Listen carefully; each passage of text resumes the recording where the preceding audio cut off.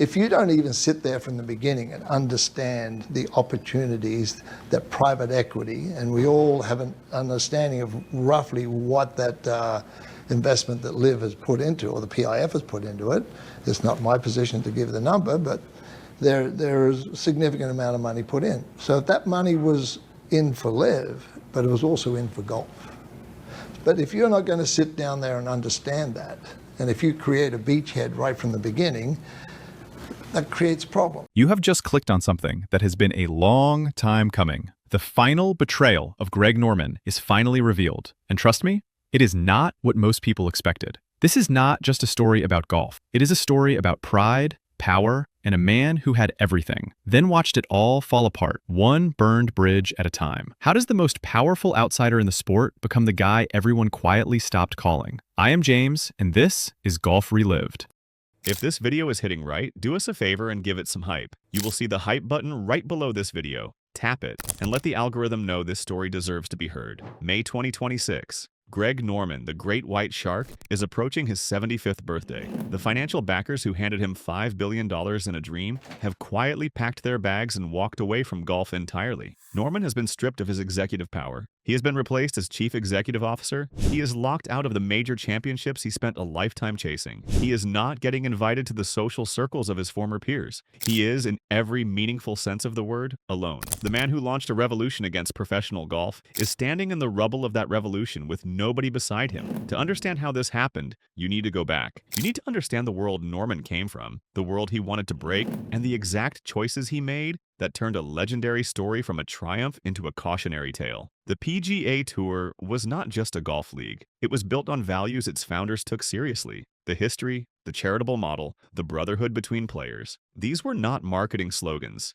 They were the invisible foundation that held the whole thing together. The old guard believed that no matter how big a player got, no matter how many private jets they owned, they would still respect those foundations. They would understand that the tour existed to benefit everyone, not just the stars at the top. That was the unwritten code of the locker room. Respect the institution, protect the game. Look out for your brothers. Greg Norman understood that code perfectly. He just decided it did not apply to him. Norman was born on February 10, 1955 in Mount Isa, Queensland, Australia. His mother was the club champion at the Virginia Golf Club, and that is where young Greg first picked up a club at 15. He was not handed anything. He learned the game from a book, Jack Nicklaus's own instruction guide, Golf My Way. That detail matters later. He turned professional in 1976 and started out earning $28 a week as an assistant at Royal Queensland. Not exactly a glamorous start for a future global superstar, but Norman was relentless. He joined the USPGA Tour in 1983 and quickly became a dominant force. He spent 331 weeks ranked as the #1 player in the world. He won 88 professional tournaments globally, including 20 PGA Tour titles.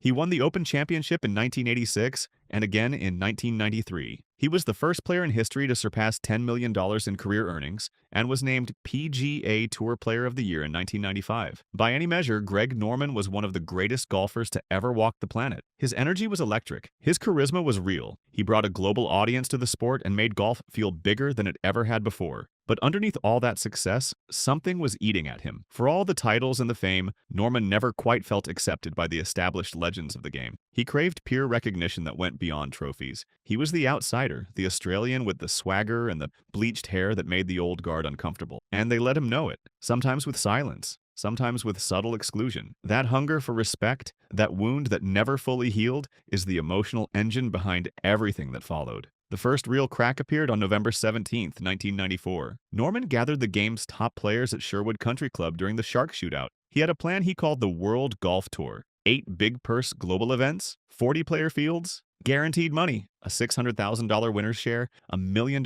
Player of the Year bonus. Travel allowances for every competitor. Norman walked into that meeting confident he had enough support to launch this thing and change the sport forever. He was wrong. Arnold Palmer stood up. He asked Norman whether he thought the big three, Palmer, Nicklaus, and Gary Player, had never been offered similar opportunities to break away decades earlier. They had, and they chose not to, because they believed in protecting the collective good of the game over personal gain. Palmer told the players in that room they should all do a lot of thinking before they decided to do anything. That was all it took. The support Norman thought he had vanished instantly. Paul Azinger recalled that once those guys stepped up and were against it, especially Arnold, it was over that fast. Lanny Wadkins put it simply, stating that if it was not good enough for Arnie, it was not good enough for him. Norman kept pushing into 1995, forcing Palmer to call a final meeting at Bay Hill. Norman was met by Fred Couples, Davis Love III, and Tour Commissioner Tim Finchem. Palmer drew a hard line, telling Norman that this was not how the PGA Tour was set up, that he and Nicklaus had built it to benefit everyone, not just certain players. Norman did not hear stewardship in those words. He heard conspiracy. He convinced himself that the establishment was closing ranks to suppress his vision and limit his financial potential. And when the tour later created the World Golf Championships, which looked an awful lot like what Norman had pitched, his sense of betrayal became permanent. He felt his idea had been stolen and co-opted. The grievance calcified into something he would carry for 3 decades. Then came 1996. If the Sherwood meeting lit the fuse, the 1996 Masters was the explosion that shaped everything after. Norman entered the final round with a 6-shot lead over Nick Faldo. He was playing the best golf of his life. The green jacket was finally his. What happened next was one of the most painful collapses in major championship history. From the first hole, Norman was visibly tense. A swing instructor had publicly identified flaws in his game after round 3, and those comments got inside his head. He was taking 10 to 15 seconds longer over the ball than usual. He bogeyed the opener. His game began to unravel while Faldo played with clinical brilliance, shooting a 5-under par 67, the lowest round of the weekend. Norman found the water at the par 3 12th for a double bogey. Then came 15. He hit a chip shot that raced past the cup, missing a crucial eagle. He fell to his knees, wedge in both hands, head tilted back, eyes closed, as if begging the golfing gods for mercy. He later recalled saying to himself that these golfing gods had broken him. On 16, he found the water again. He signed for a 6 over par 78, an 11-shot swing. Faldo had done the unthinkable. On the 72nd green, Faldo hugged Norman and whispered to him, telling him not to let those people get to him. It looked like sportsmanship at its finest. But 30 years later, Norman's view of that moment had curdled. Speaking in April 2026, he called Faldo a loner, said they were chalk and cheese with no real relationship, and dismissed the embrace as meaningless. Faldo had publicly stated that Norman had absolutely wrecked his legacy, labeling the breakaway league meaningless and criticizing its lack of competitive atmosphere and television value. Norman fired back, calling Faldo's comments interestingly stupid and saying he had no respect for him. Augusta National made its own position clear. Norman was pointedly uninvited from the Masters in 2022, 2023, and 2026. He responded by promising to write a tell-all book, calling it the Watergate of golf. All of this set the stage for what came next, the LIV Golf era, the move that would define the final chapter of Norman's story. In 2022, Norman used more than $5 billion of sovereign capital from the Public Investment Fund of Saudi Arabia to launch a breakaway league designed to pull the PGA Tour's biggest stars away and delegitimize everything the tour had built. This was not a quiet negotiation. It was a scorched earth campaign. Norman was not just competing with the PGA Tour, he was trying to erase it. The moment things became truly irreversible was not when the league launched. It was when Norman started publicly attacking the very men who had shaped him. Jack Nicklaus was first. Norman had learned the game from Nicklaus's book. Nicklaus had been his mentor as a rising star. Their bond was unique. When Nicklaus publicly aligned with the PGA Tour in 2022, Norman went after him hard. He told the Washington Post that Nicklaus was a hypocrite with a short memory. He claimed Nicklaus had previously attended a presentation and written in an email that the new league was good for the game, giving his blessing. Nicklaus told a very different story. He said he had been offered an ambassador role worth more than $100 million and turned it down verbally and in writing out of allegiance to the tour he helped build. Nicklaus companies then sued Norman, alleging breach of contract and other violations. Norman used the fact that Nicklaus had designed a golf course in Saudi Arabia in 2020 to attack his mentor's integrity. To the traditionalists of the locker room, attacking Nicklaus was the one line you did not cross. Norman crossed it without hesitation. Then there was Tiger. When Woods turned professional in 1996, he immediately became the new face of global golf, pushing Norman aside as if he had never existed. Over the years, Norman had publicly doubted Woods at every turn, questioning his longevity, criticizing his swing, and predicting he would never win another major. The resentment ran deep on both sides. In 2019, Norman hand-delivered a congratulatory note to Woods at his home after his Masters victory. Woods never responded. Complete silence. During the 2022 Open Championship at St. Andrews, Woods said that the players who joined Norman's league had turned their backs on what had allowed them to reach their position in the sport. Later that year, Woods called for Norman's removal as chief executive as a non-negotiable requirement for any peace talks between the warring tours. Norman had made enemies of the two most beloved figures in the history of the modern game. The locker room had seen enough. While Norman was burning those relationships, the financial reality of the league was quietly building toward a cliff. Since its launch in June 2020, 2022, the Public Investment Fund had poured over $5 billion into the venture, projected to reach $6 billion by the end of 2026. Annual losses ran between $500 and $600 million every year. The league struggled to generate television ratings or meaningful media rights revenue. Independent analysts valued the league at approximately $500 million, a fraction of the total capital that had been invested. The math did not work, and it never had. Then, in late April 2026, the PIF made it official. It would withdraw funding at the conclusion of the 2026 season. The fund stated plainly that the substantial investment required was no longer consistent with its current strategy. The decision had been building for months. Saudi Arabia had decided global football was the priority. The PIF became an official supporter of the 2026 FIFA World Cup in North America and was already preparing to host the 2034 World Cup. Golf was no longer the vehicle. Yasir Al-Rumayyan stepped down as chairman. A new independent board led by Gene Davis and John Zinman was assembled to find alternative partners to keep the league alive through 2027 and beyond. The fallout hit fast and hard. The league postponed its tournament in New Orleans,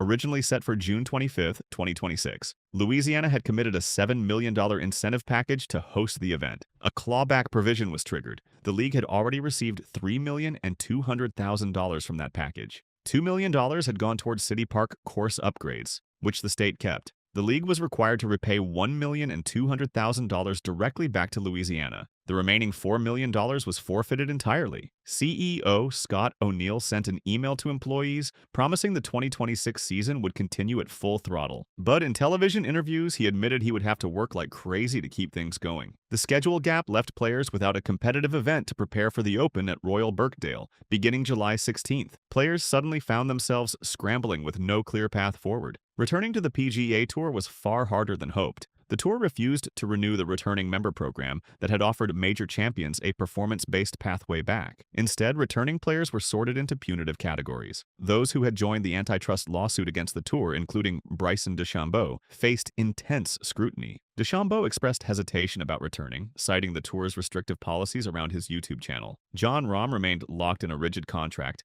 and was fighting an ongoing dispute with the DP World Tour over reinstatement, critical for his 2027 Ryder Cup eligibility. For rank-and-file players, the road back was nearly impossible. The PGA Tour was restructuring its 2028 schedule around consistent fields of 120 players with strict promotion and relegation. Since breakaway players had no official world ranking points, the tour had almost no incentive to accommodate them. Brian Rolapp said it plainly, stating the tour was interested in having the best players who could help them and that not every player could do that. Then came the moment that felt like the final nail. Rory McIlroy, speaking ahead of the PGA Championship at Aronimink, publicly retracted his previous calls for a merger between the PGA Tour and the PIF. He said he had been wrong and was glad of it. He explained the tour's partnership with the Strategic Sports Group had secured its financial future without any sovereign capitulation. He noted that relying on funding tied so deeply to the geopolitical landscape of the Middle East was always a tricky road to navigate. In hindsight, the whole experiment was a warning that money alone cannot buy legitimacy.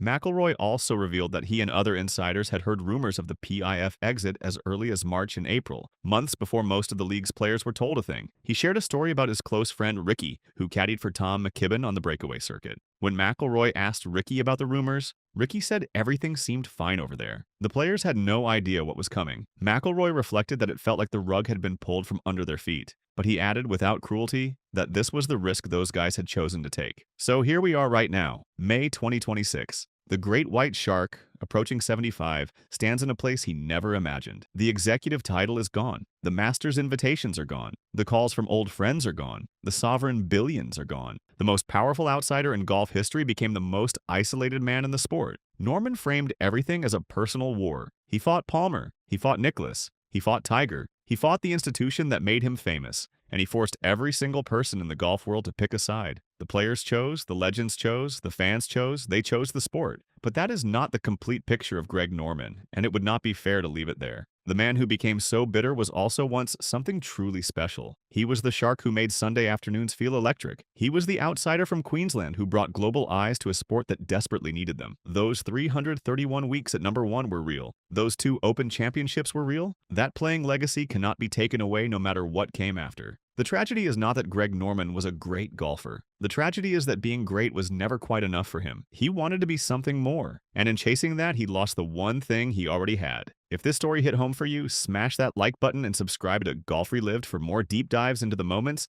and men that shaped this sport. Drop a comment below and tell us what you think. Was Norman a visionary ahead of his time, or did he just never learn the lesson Palmer tried to teach him back in 1994? We read every single comment. See you in the next one.